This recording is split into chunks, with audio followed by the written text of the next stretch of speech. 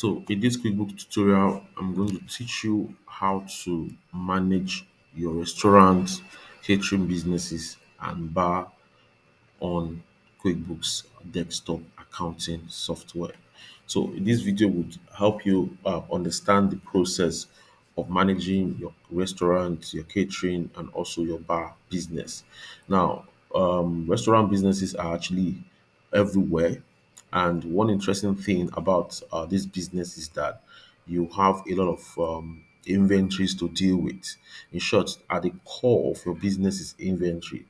And if you do not have a proper system to manage this inventory to a very large extent, you might probably lose control of your business. So having a system in place to help manage this inventory will help you put so many things in order. For instance, like I said, most times when I deploy QuickBooks for businesses, for restaurants, catering, and bar, I always tell them that if you know the inventories you have at the beginning of every month, and then what you have at the end of the month or at the end of the week or day, you will most likely tell whether you made a sale, whether you produced, or whether you actually made additional purchase to a very large extent. So QuickBooks is not just designed for retail-based businesses, manufacturing like others may think. QuickBooks works very well for a restaurant business. So in this video, I'm going to show you how we were able to deploy or customize QuickBooks for some of our restaurant clients and what we did during that process and how you can also duplicate this same step to manage your restaurant business. So let's look at the outline, some of the things that we are going to be discussing in this video. The first one, we're going to be looking at chart of account setup for a restaurant business. Chart of account is very, very important. Every businesses, every industry that we discuss on this channel, we always talk about chart of account. Why? Because that is the foundation, that is the basis, that's the backbone of the financial report. So chart of account for industry A is not the same as that of industry B. For instance, if you look at chart of account for a manufacturing company, you'll be seeing something like sales, purchases, your direct costs, raw materials, finished product. And then if you move to a construction company, it's totally different. You're going to be seeing something like construction income, material cost, labor cost. And then if you come to restaurants, you're also going to be see something different completely. So that's why we would always talk about chart of account before we move to other court outline in that industry. So the next one is the bank account. Bank account is very important for a restaurant businesses. For restaurant business, some maintain bank accounts, others accept cash, others also do credit card payments like POS, point of sale. So depending on how you accept payment, we are actually going to be looking at that under the bank account. Then the customers. For restaurants, you have different types of customers. So we can classify them into two. There are customers that are repeated customers. There are also some that are working customers. Repeated customers are those that tends to buy from you every time or often. Probably when they come in to buy today, they are likely going to come in to buy tomorrow. Sometimes you could have a corporate client as a customer who have a contract with you to supply to their staff, or depending on how you run your operation. Then there are working customers who you're not sure will come back tomorrow.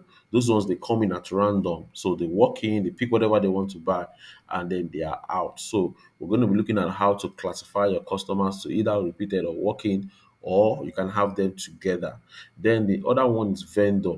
Definitely you would always buy your materials or your food recipes, your drinks from a vendor. So you need to track these vendors and their payable balances depending on your contractual agreement with them. If your agreement is that they will supply to you why you pay later, we would also have a way to post that on the system, or maybe you make cash payment. Either way, there will be need for you to also enter details of your vendors. Your vendors are your product suppliers and then your service providers. And also you have your inventories, which is very key. So we're going to be looking at how to add your inventories, your food items, your ingredients, and also how to assemble these food items together as well as your drinks. So we assume that you sell food and drinks as a restaurant. Then we'll then move into transaction properly. How do you post your sales for the day? How do you receive payment by cash or transfer or credit card? Then purchase of inventories into store. When you're out of stock of inventories like food items or drinks, how do you post that into the system? Then we'll move on to your business expenses, either cash or credit expenses, office maintenance, restaurant maintenance, cleaning, payment of staff salaries, repair. We're going to discuss that. And then you have your banking transactions. How do you take care of your banking transactions like checks and deposits, transfer between banks, and then reconciliation? Now, another important part of inventories again is inventory reconciliation. We're going to be looking at adjusting for inventory losses and also reconciling your inventories. So this is also very important because as a restaurant, you need to ensure that the inventories you have on the system tallies with what you have in store. So that also going to be looked at. Then consumption tax or VAT on sales. We will discuss this under sales. Then we have a financial report, which is the sales, purchase, inventory. So at the end of the day, you're able to appreciate the report that the system will generate for you as a restaurant business owner. So let's move into the software properly. So I've been able to create it's a demo company for a restaurant which we call Food and Eat Restaurant. So this is your QuickBooks desktop which we're going to use to manage this restaurant business. So the first part is your chart of account setup. Like I said, QuickBooks has a way of recommending chart of account that is designed for your line of business or chart of account that somehow mimic or reflect your line of business. So if you go to list and I click on chart of account, you can see right here we have a chart of account that is similar to a restaurant business. If I go to chart of account for construction, you're going to see a chart of account that reflects a construction or contractor company. If you go to a manufacturing company, you will see a chart of account that reflects a manufacturing company. But this time, we're looking at chart of account that reflects a restaurant, catering, and bar. So here you can see food inventory. Food inventory is where you have the value of all the inventories that you are setting up on the system. We have food inventories, and then we can also add drink inventory. So it's not just food inventory that we can add here. You can as well come here, you click on new, and then we'll add drink inventory. So come here, add drink inventory. Now, food inventory will help us track the value of the food that we have posted on the system or the inventories of raw materials or food recipes or ingredient, depending on what you call it. And then the drink inventory will help you track all the drinks that you sell as a restaurant. Then you can see other related account heads for restaurant like food sales. You can see sales of food. We can as well come to accounts new and then we add our income. We call it drink sales. I've explained this in other videos why you need to ensure that your account type is properly set up because the account type is actually what determines how the transaction that passes through this account name will be treated. So if this is drink sales, system will not automatically assume that this drink sale is an income, except you map it to an account type called income. So any transaction that passes through an account name called drink sale automatically will be treated as an income. If I make the mistake of selecting banking transaction, it also assumes that this is a bank transaction. So you need to know that very well so that you don't make a mistake when you're setting up your chart of account. So we have our drink sale, and then you can see some of your direct costs like food purchases. So we can as well come here to add another direct cost called drink purchases. So it helps to segment this business so we'll know how each of these segments are operating. Then there is a feature called class. Now, if you want to divide your restaurant business into two sections, one is for food, the other one is for drink, and then you want to see which of them is more profitable than the other, you can as well go to edit, preference, and then go to accounting to activate a feature called class. So what class does for you is that anytime you sell, you are able to categorize that transaction. You're able to segment it to this different departments. So we can call this food, and then we can add another class called drink. So at the end of the day, you're able to see the profit and loss position of each of these segments. So on our P&L, you will see that we have profit and loss by class. So you can generate profit and loss for the drink business. You can also generate profit and loss for the food business. So that will tell you what the profit and loss position of each of these businesses are. Then you have your merchant account fees. This is if you accept credit card payment and your credit card provider is charging you for that payment. Then you have restaurants and supplies. You can see here which contains supplies of food or probably usage of food. So you have that as direct cost on the system. Then you can also look at other related account name. Now, to a very large extent, you will see that majority of the account heads will most likely be similar to other businesses. So where you have few differential factors, or where you have names that are specific to that business, would most likely be the income heads and then the direct costs. That is where you will most likely have an idea. So if I look at chart of accounts of a business without knowing what the business is into, I will most likely tell you the type of industry that business is just by looking at the income and also the direct cost. Because the direct cost of every business would most likely be tailored to what that company is into. So when you see a direct cost called drink purchase and food purchase, your head should probably take you to a food and restaurant business. So then we have um, other items that we're supposed to look at on course outline here. So we're able to set up our chart of accounts. Then the next one is your bank account. Now, why do you need to add your bank account? The reason is very important. Every fund receipt, every fund inflow, or every cash inflow into your business, or every business expenses, or every money you spend out from your business has bank at the center. So when we talk about bank account, it covers both your bank, your actual bank account, and then you also has your credit card at the center, probably your credit card wallet, or you also have your cash account in the same category. So we come to account, we select new, and then account type is your bank. Then you click on continue. So the first one we want to add is, let's assume that you have your first bank account for food and restaurant business. So opening balance, how much do you have in that account? You're going to state it here as the balance in that account. What's your statement ending date? 31st of December 2022.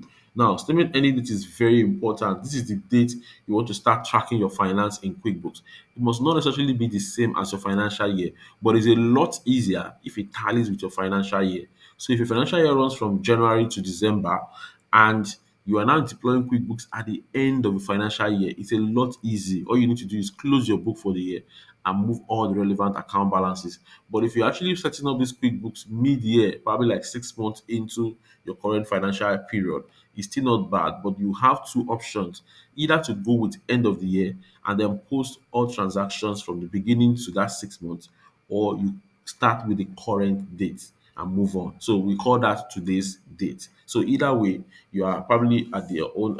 It's left for you and your accountant to discuss how that will be settled. So here you click OK, and then you come to save and close. So we've added our first bank, and then you can come to new again, bank. So this time around, we want to add our credit card wallets. Credit card wallet. So this assumes that you also accept payment via credit card. So you're going to impute the balance here, and then the ending date still remains at the 1st December 2022. And then finally, you can also add your cash account. Now, your cash account assumes that some customers walk in to pay you cash. So, which means you also need to track all cash receipts from them. You might probably have balance in that cash account, or it could be zero at the end of the period. So, this is how you add your bank account. You have your cash account, credit card wallet, and first bank. Now, what matters most in this setup that we've done so far is the account type, which is bank.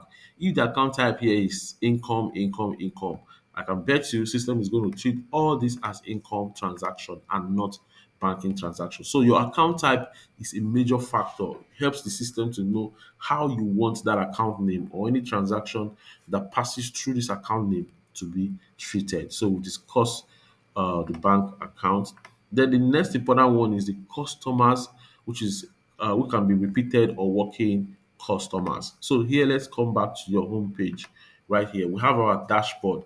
So what is our customer? Who is our customer? Customer are actually people that buy from us. Now, for your restaurant business, you can't just assume that every customer is a working customer or every customer is going to be a repeated customer. Now, for some restaurants, majority of their customers could be working customers, which is fine. Some other restaurants, majority of their customers could be working customers because aside from people walking into repeated customers, now aside from people walking in to buy whatever food they want to eat, there are also some corporate clients or there are also customers that tends to come in to buy every time. Another thing again is you could also be in a business agreement with probably like event managers and all that, and you want to track all your transactions with them. You supply, you expect them to pay you at a later date. So we'll go to customer center, which is where you manage all your customer information.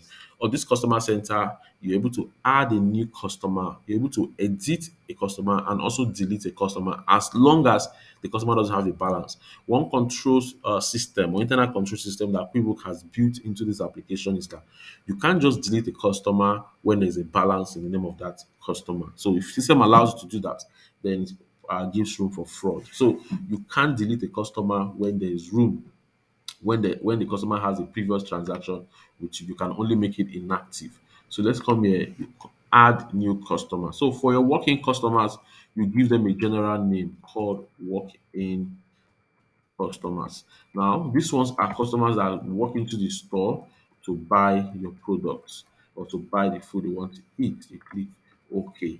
Now, there are also some times where your sales as a restaurant business is managed by a point of sale software.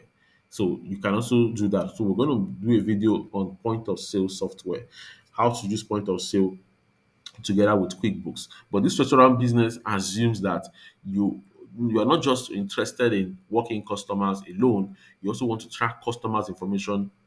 You want to track credit transaction. When a restaurant business tells me that they are interested in tracking credit transaction or receivable balances, most times I recommend they use the accounting software, which gives them a total package. You have the sales to record, whether cash or credit. You have your inventory to take care of, and also you have assembly to take care of what is happening in the kitchen. We're going to discuss all this in this video. So you have your working customers, and then if you have repeated customers, this is where you begin to enter the name of the repeated customer. So let's assume that you have an agreement with maybe like a bank or a construction company to provide food on site. So ABC Construction Limited. So you're expected to provide food to site workers to this particular company, ABC Construction Limited. Now, if there's no previous balance, you're going to leave the opening balance as zero. We're going to click here.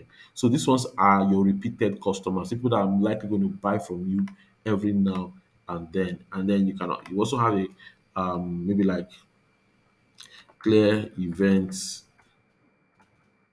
planner limited.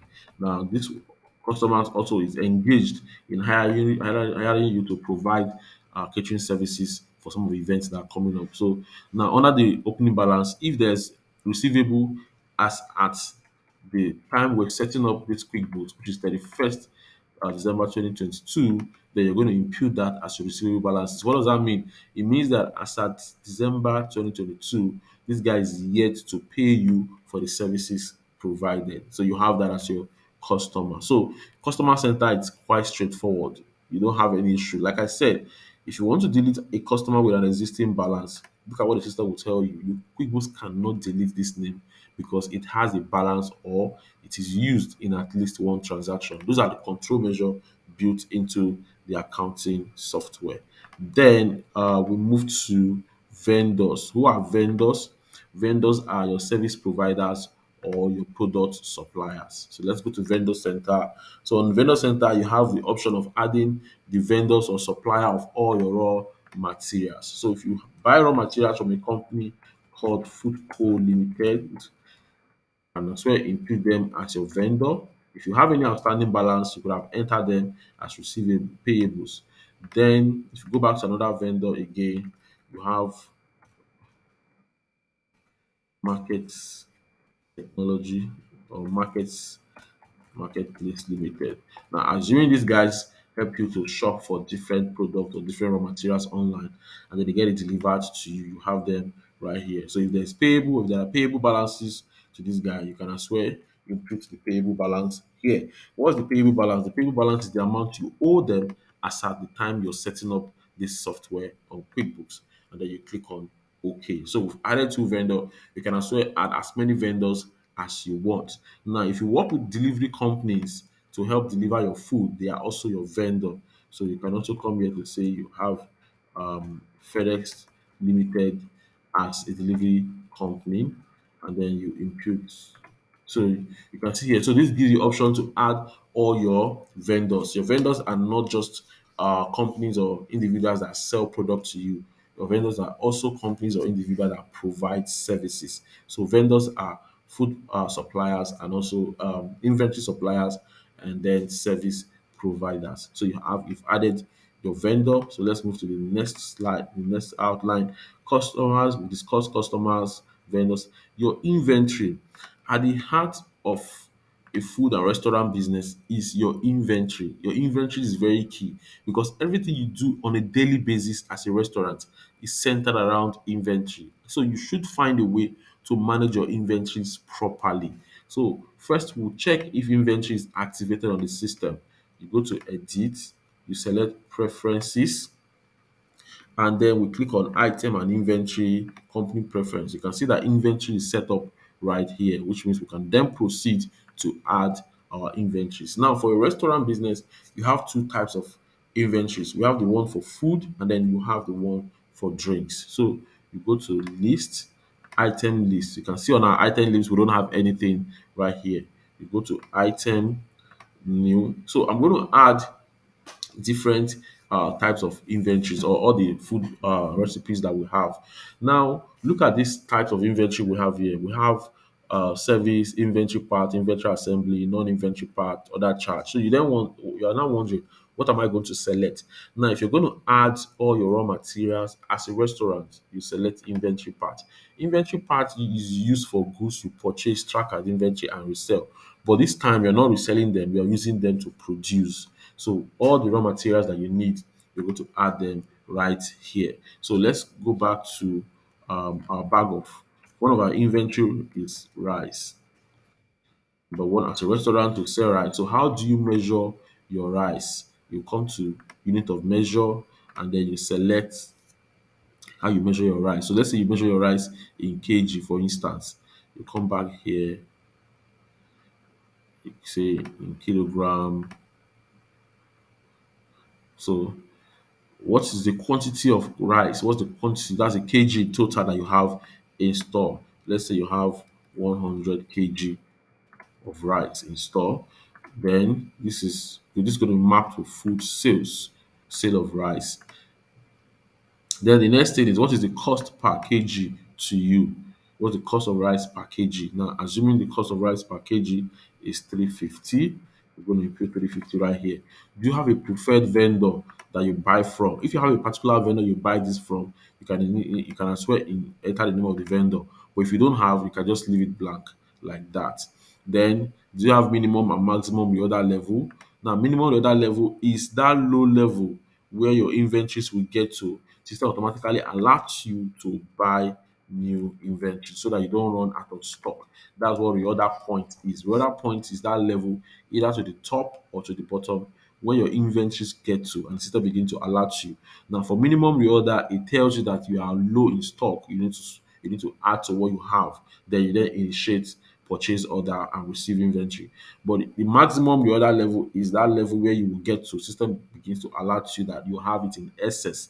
You're not supposed to buy again so that you don't keep your money or you don't tie a lot of money in that inventory. So that's what we have minimum and maximum reorder level. So we've added our bag of rice.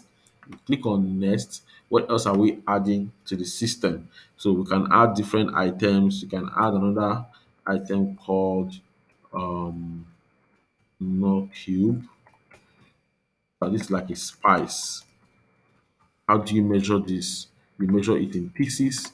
You add unit of measure, and then we call this pieces in the abbreviation to P. You click on finish, and then what is the pieces on hand? You have 1,500 pieces. You can also set minimum and maximum on the other level. What is the cost per pieces? You can say our cost per piece is one, let's say 15. And then so 15 multiplied by quantity on hand will give you total value of that inventory. If you have a specific vendor you buy from, you will select. If you don't have, you just leave it like that. You click on OK, and then we're going to add another one called our granite oil. How do you measure this? You measure this in liters. So you come here, you look for liters, and then click on finish. So how many liters do we have on hand? We have 500 liters. How many liters? How much do we buy per liter? Then you come here, you impute that you 150 per liter. If you have a specific vendor you buy from, and then still under food sale, you can also set your minimum and maximum on the other level. You click on OK. So with this now, you can set up all the different items you have in store. Now for us, when we set up this type of account for restaurant business, we really don't have that time to start posting one after the other. It's a bit stressful for us to do this. So what we do is, because these food items are bulky, because they are much, you have some of them spanning into 100, 200, 250 different type of food and recipes and all that. So what we do is to use what we call import multiple items. So when you go to item, you see add or edit multiple items. You click on add or edit multiple items. So this help you to import all your items from Excel into QuickBooks. So you would have probably set up all these inventories in QuickBooks in Excel. So what you need to do in Excel is to give it a column, probably the name of the inventory, the cost on per unit, the selling price, because they are raw materials, we don't need that. Then the quantity on hand, the account heads, the sales head. So we're going to send you all this via Excel. You can see these are different column that the Excel will need. Now you may not necessarily need all this on your Excel. So anyone you don't want, you can just take it out. You can see right here, you can take them out and leave the few column that are necessary. So once you're done, you can run bulk import. So what we'll do is, once we're done sorting the Excel, you can import from Excel into QuickBooks. Importing from Excel into QuickBooks is very, very easy. All you need to do is to highlight all the items on your Excel, copy or right click copy, come to QuickBooks, right click and paste. You can see right here, and then you're able to impute that. But before you paste, the number of column on QuickBooks, when I say column, I'm referring to this 1, 2, 3, 4, 5, 6, and until the end, must correspond with the number of column on Excel. If Excel has 10 columns and QuickBook has 9 columns, it's going to be a problem. It will paste, but there's going to be a column mismatch at the end of the day, and that will probably distort your record. But if the number of column on QuickBooks is 10 and what you have on Excel is 10, it's straightforward. It's going to match them column by column depending on the name. And then each of the column must also be arranged in sequence. So if you have item name coming first on Excel, item name has to come first in QuickBooks. If sub item of, so you can see that the same way you have it right here, cost, sales, that's how it should also be arranged in Excel, because you are copying. As you're copying, system automatically match the column.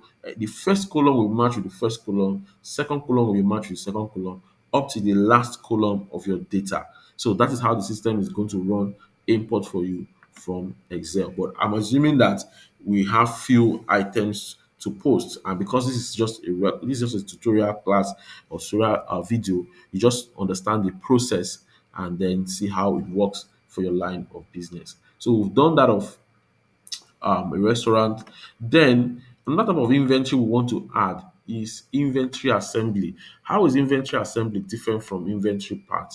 The difference between inventory assembly and inventory part is that inventory part is used for raw materials, while inventory assembly is the finished product.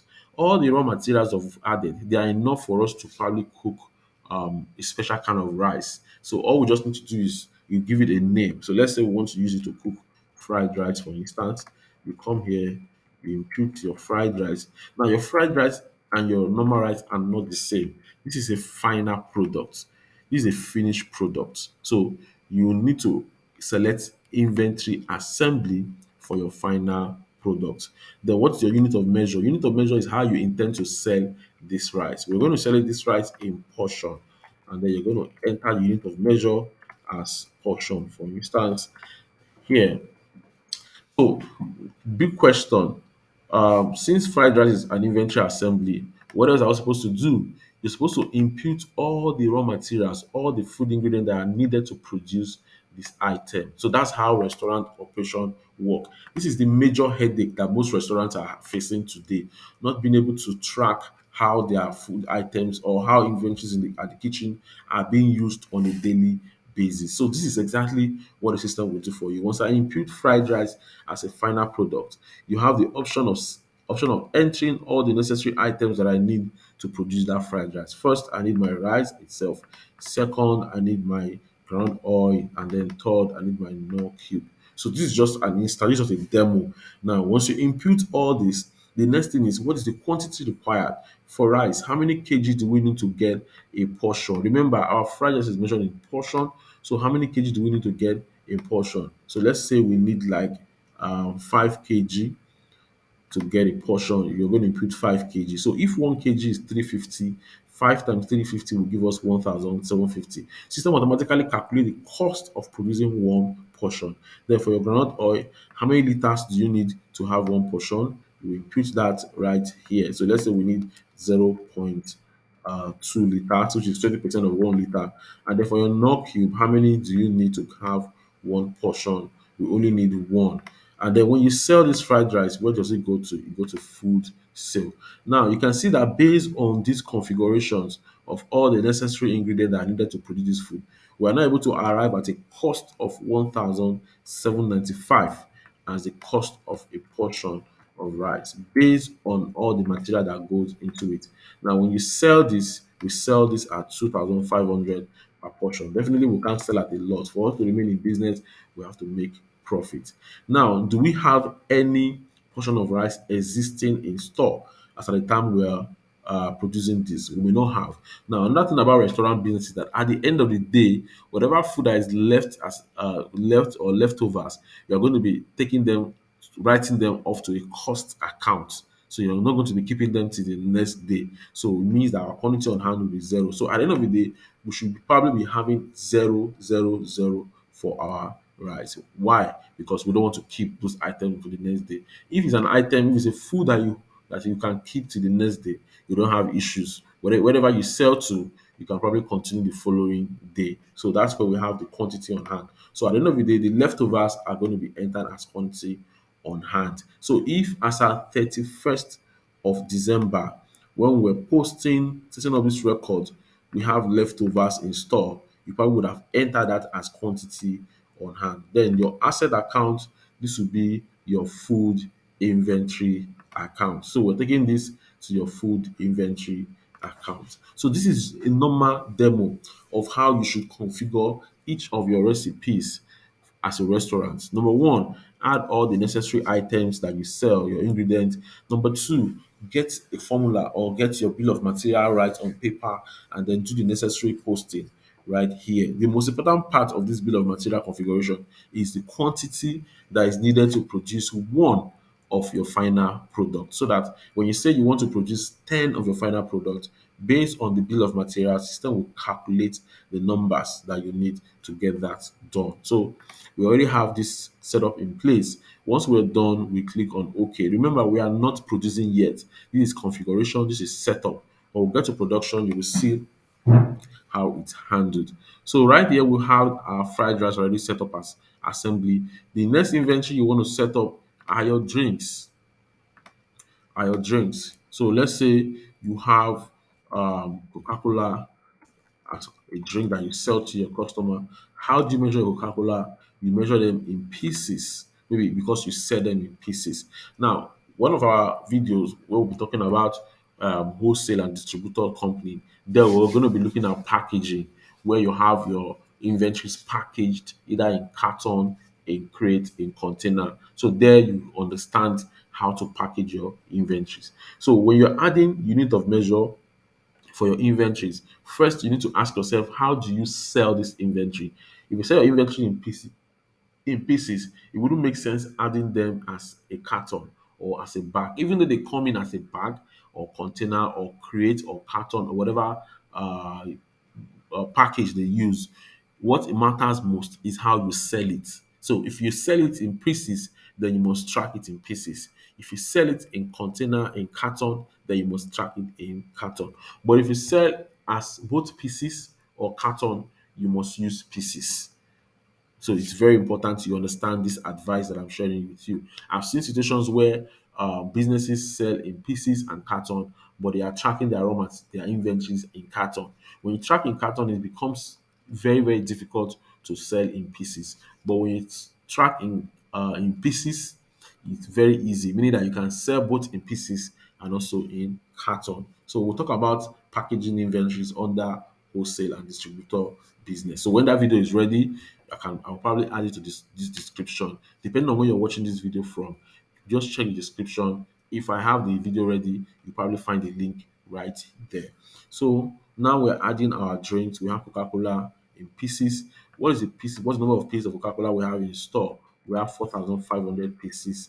Though they may be arranged in crates, but we're going to be tracking them in pieces. When you sell them, they go to drink sales. If you have a specific vendor you buy from, so let's say you buy from Coca-Cola distributor company. So you come here, Coca-Cola distributor limited as the vendor that you buy this from. You're going to impute that right here, and then you click on OK.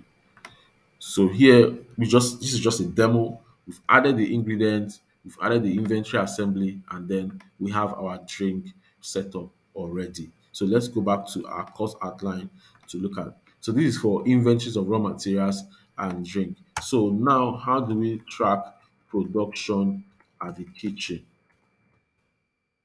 So how do we track production at the kitchen? So let's quickly discuss that. Now, if you go to reports inventory valuation summary.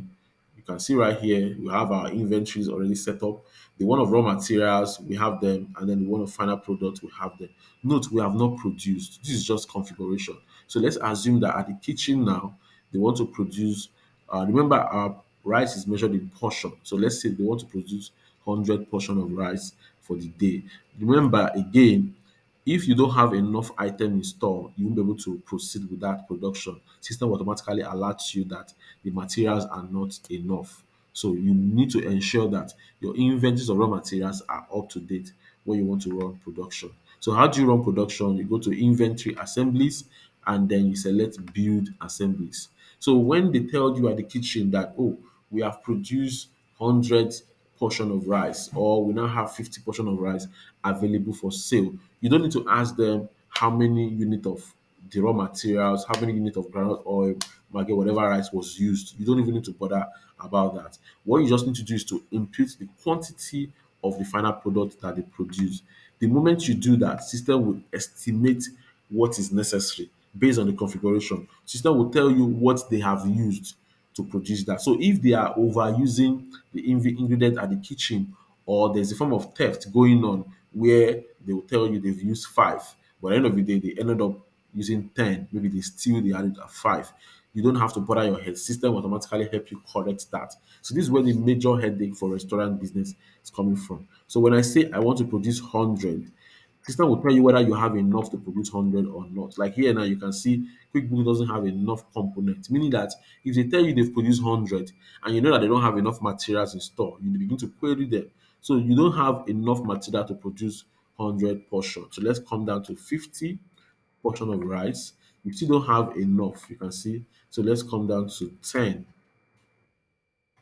Yes, so you can see right now that if you want to produce 10 portion of rice for the day, for based on the configurations that you have set up on the system, you need 50 kg because we stated it there that we need 5 kg to get one portion, for instance. So here you have 50 kg and then you need 2 liters of ground oil and then you need 10 of this. So you can see that based on the configuration, system automatically alerts you. So the biggest problem most restaurant businesses have had so far is being able to estimate the quantity that are being used in store. Why? Because they are purely based on intuition. But when you do your calculation, you do a calculation that is close to reality or close to exactly what is being used. I'm sure as a restaurant business, you are experienced in that business. So you should have an idea of what is likely going to be used in that kitchen. So this will help you track how materials are being used on a daily basis. So when you say you have produced 10, what happens is that the system is going to deduct 50 kg of rice and then 2 liters of ground oil and then 10 of that based on the configuration. When I click on build and close, the implication now is that on our inventory, our portion of rice is going to increase to 10. You can see right here. And then based on this portion of rice that has increased to 10, the final product, the materials needed, which is ground oil, nut cube, or whatever, would have also reduced by the bill of material configuration number that we used when we were configuring the fried rice as an assembly. So that's pretty much what building of assembly works for a restaurant. So the question now is how often should we continue to use build? As often that they produce on a daily basis, or they have a rate card, they have a production card in the kitchen. At the end of the day, the chef, whoever is in charge of the kitchen, will most likely submit the production card to the accountant or store manager who will be able to impute the quantity that was produced. All you need to do is impute the quantity of that final product. You don't have to adjust all the raw materials. System automatically deduct the raw materials that you need from start to finish automatically. So that's what production is for food and restaurant business. And then we move to the next one. We have sales, receive payment. Now, if you look at this, after we have produced, then we now have fried rice to sell, which is 10 portion for the day. When you go back to your home, now there are different ways to sell. It's either you send a quotation to your customers and then you tell them how much each is worth, or you can have your working customers come in immediately to say, "Oh, we want to buy your product." Either way, you are selling to them. So how do you sell to them? You go to you can first start with invoice and then receive payment. Another thing again you can do is you can activate sales on the system. So let's go to desktop view, company preference, sales receipts. Now, why are we activating sales receipts? The reason we're doing that is because when customer walk in to pay cash to you, most times you really don't have to use invoice. Now, it's very easy for people out there in the market to tell you that anytime you buy from them, they're going to give you an invoice and then that receipt at random. Sometimes they'll give you invoice, some they give you a receipt. In an accounting software, invoice and receipts are not the same. They're totally different. When you buy on credit with the hope of paying back later at a future date, they're going to give you an invoice. So invoice is used for credit transaction. When you do not pay for whatever you have bought or you made part payment, you're supposed to be given an invoice. But when you make cash payment, full payment for that product, it's supposed to give you a receipt. So at the point of that transaction, when cash was paid in full, they're supposed to give you a receipt and not an invoice. However, some company will say, okay, what if we create an invoice and receive payment immediately? Fine, you are correct. As long as you stated it there that cash was collected from that customer, it's still not a problem. So we'll go to sales receipts to record all the sales we made for the day. Now, this is for working customers. You come in, select working customers. Remember, working customers are random customers who are coming in to buy whatever they want to buy. So, item name, what are we selling to them? We're selling fried rice. And then we produce 10 portion. Now this guy is coming in to buy one, you select it, and then you have your tax right here. Now your tax here could be your consumption tax. So in some companies, in some country and some region, they charge consumption tax, which is very important. Some could be 5% of whatever you are buying, whatever the customer is paying. So we'll discuss that when we get to tax. So you go to sales receipt and then click on save and close. Now, interesting thing that I like to do is whenever I post receive payment, whenever I want to receive payment from a customer, I like to select the bank account at the same time because by default, QuickBooks is configured in a way that anytime you receive payment, it takes the money to undeposited fund. So, but here, this only works if you don't know the account where the money was paid into, but we don't want to do that right here. So we select OK. So what we're doing is to uncheck undeposited fund as a default account anytime we receive payment. So when we go back to create sales receipt again, select um, the working customers, select the food item. So what are we going to do? We're going to select deposit to. Let's assume customer paid cash. You select cash account and then you click on save and close. You can see right here, save and close. So when I click save and close, the quantity on hand, the quantity on hand of this fried rice automatically reduced to 9. You can see it was 10, it's reduced to 9. If I double click on it, you can see that our initial balance was 10 minus 1. How did we arrive at 1? The sales of one portion to the working customers.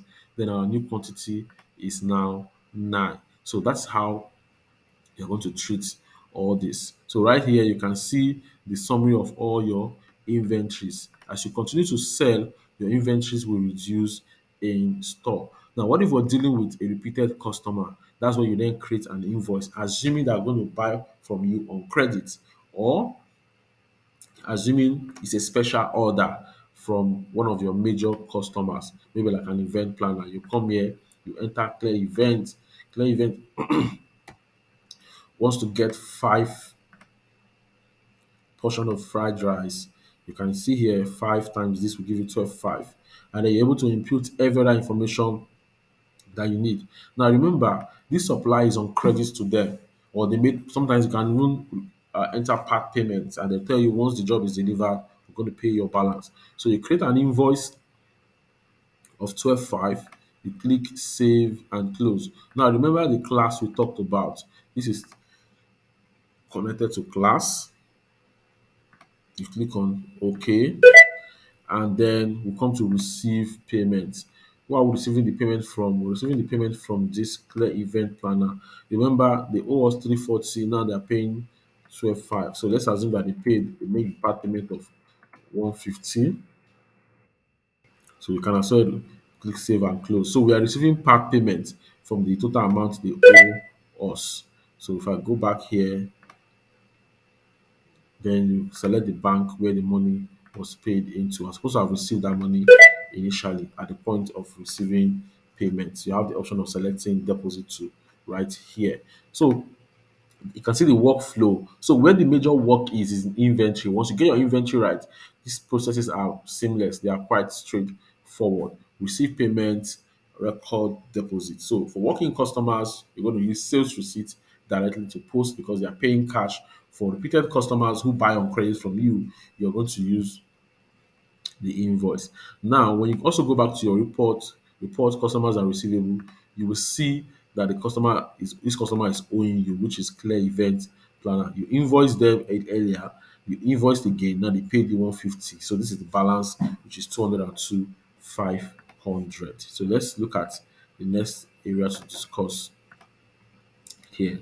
So we have purchase of inventories into store. Now, in a situation where you are running out of inventories and you want to buy more, you can purchase inventory. So you can start with purchase order, which you send to your vendor stating all the inventories that you need. So we're buying from Food Co Limited. And what are we buying from Food Co Limited? Let's say we want to order more rice in store. How many rice do you want to buy? 100 kg additional bags in store. This is just an order. An order is a request. An order is not going to hit your account ledger. An order does not mean you are owing the person. It's just a request. You click on save and close on the system.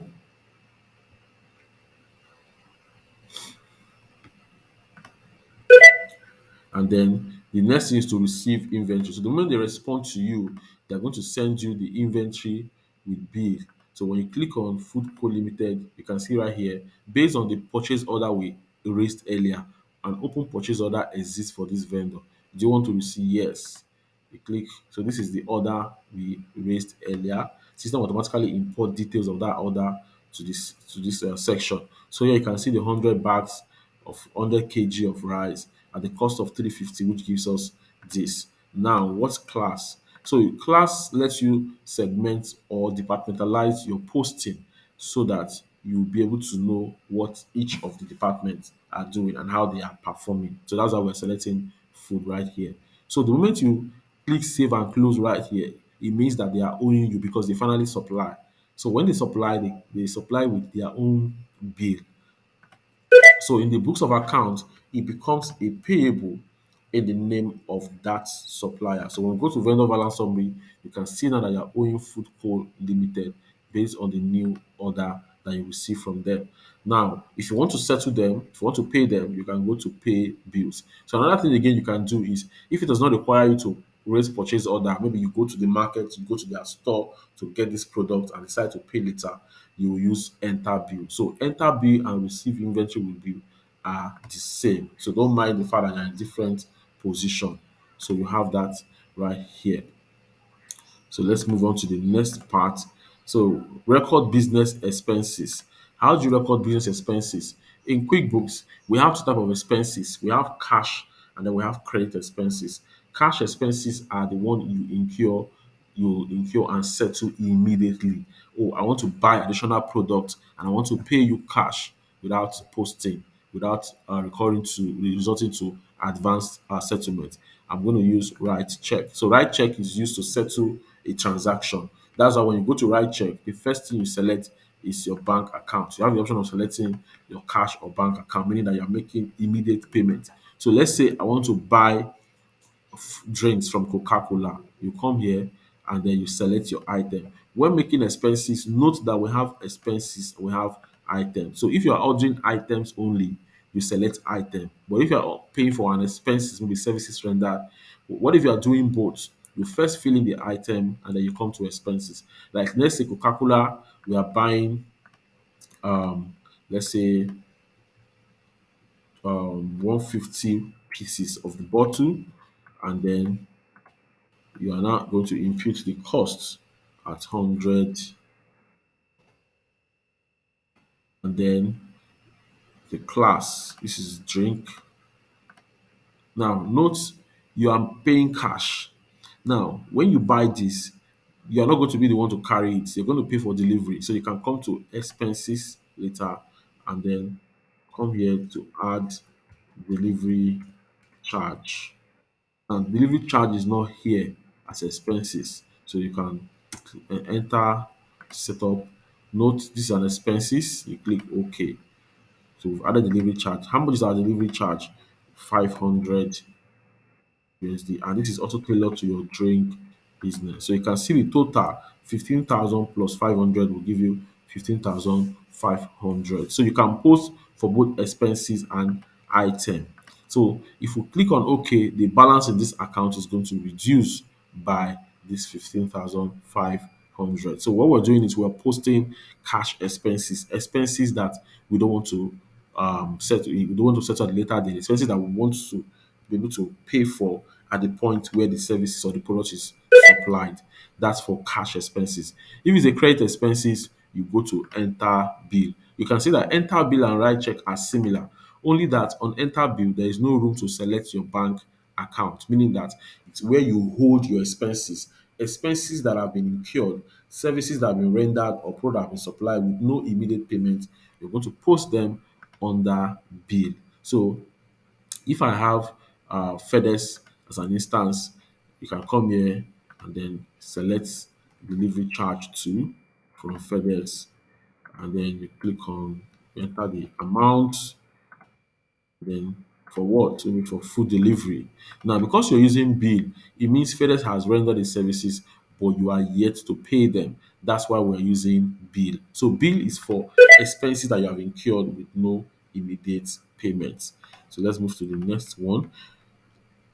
Adjust for inventory losses and reconcile your inventory. Now, at some point in time, you will see that your inventory balances may not be exactly as it is in store. There could be changes, there could be differences. Number one, from losses incurred, damages, thefts, and whatever. And there will be need for you to adjust for those losses or reconcile your inventory balance.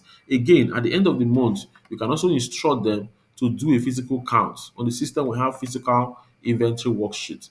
This will show you all the inventories you have in store, and then you can request for a physical count or tell the storekeeper to count what they have in store just because you want to compare with what you have at the end of the period. Now, some companies have different inventory policies. In some companies, inventory policies require them to do a daily count, some weekly, some monthly, some 6 month counts, depending on their policy. So at the end of the day, when you do your count, you're supposed to reconcile what you have in store. How do you reconcile the inventories you have in store with the one on the system? You go to inventories at the assembly, you see adjust quantity on hand by value. So you can come here, you create an adjustment account depending on what the adjustment is for. So if I want to adjust, let's say for the Coca-Cola bottles, out of the quantity that we have, which is 4,650, let's say 50 was broken, maybe 50 bottles fell. So the class is drink. What are you going to do? You're going to click the difference as minus 50, which gives us a new quantity of 4,600. This minus 50 is a cost to us. You can see the cost right here, which we need to take to an inventory adjustment account. So you can call it inventory loss, which is also going to be a direct cost to you. You can see again, and then you click on save and close. The moment I click on save and close, the new quantity of this Coca-Cola automatically become 4,600. So if I come to inventory and then inventory valuation summary, you can see the Coca-Cola right now is now 4,600, meaning that we've been able to adjust for the loss. When you adjust for the loss, you also need to account for that loss. They are two different things entirely. Adjusting for the loss means that you are changing the numbers to reflect the exact position of the store, position of inventory in store. Now, accounting for it means that you are not just taking it out completely, you are also going to show it or let your investors, let your business partner or auditor or whoever you are reporting to see how that happened. So that's what accountability is. So you need to adjust for your inventories from time to time. So we have our banking transaction. This is where you initiate transfers, deposit, make payments. Here you're able to make deposits. If you go to deposit, so let's assume that you are depositing money from your cash into your first bank account. So you click first bank right here and then receive from your cash account. Come here, receive from account, which is your cash. So if it's a staff, you can actually add the name of your staff under received from. So how much are you depositing into your cash account? We're doing 1,500. And then your class, it could be anything, either for drink or for food. Payment method, is it by transfer, whatever method you use, and then you can then click on save and close. Then another way you can do your deposit again, you can use transfer fund. With transfer fund, you can transfer money from one bank to another bank. You can transfer from first bank to your credit card wallet, and then you can enter the actual amount that you're posting and then click on save and close. All these that you are posting from one bank to another, receive payment, make uh, payment for expenses, they are all reflected in your bank register. So when you go to use register and you select your bank statement, you are able to see a summary of all the transactions from the deposit. So this is like your bank statement. It shows you the date of transaction, the account, the memo, the inflows, the outflow, and then the balance. So at the end of the day, you're able to see your ending balance in that bank account. So let's move to the next outline here. We have consumption tax or VAT on sales. Now for VAT on sales, all you need to do is to activate VAT right here. Activate your VAT and then call it consumption tax. Call it consumption tax. Maybe like let's say 5% charge payable to your tax agency. So let's call it tax agent. Then you can then indicate that this guy is a tax agent. Then click OK, and then click OK. So what are we trying to do? It means that anytime we sell, we are able to charge VAT on sale or tax the customer. So let's confirm that we're correct. If we sell Coca-Cola, I can see here, I can enter the costs as 100. You can see right here 105, which is 5% of this 100. So that confirms that we are correct. So you can use this to charge VAT. Now, as you're posting each of these, system automatically record them to a sales tax payable account for you. So if I go to um, reports and we go to our balance sheets, you would see that under our liability, we have a sales tax payable.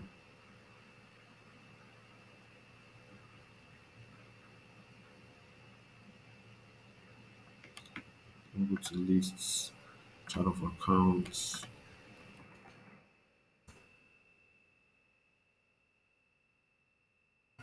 Okay, we're going to go back to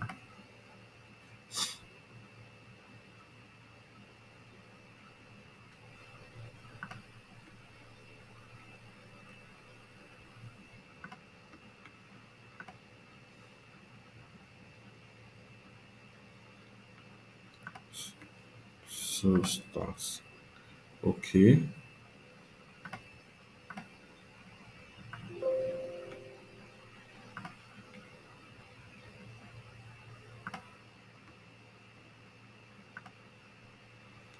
sales tax payable.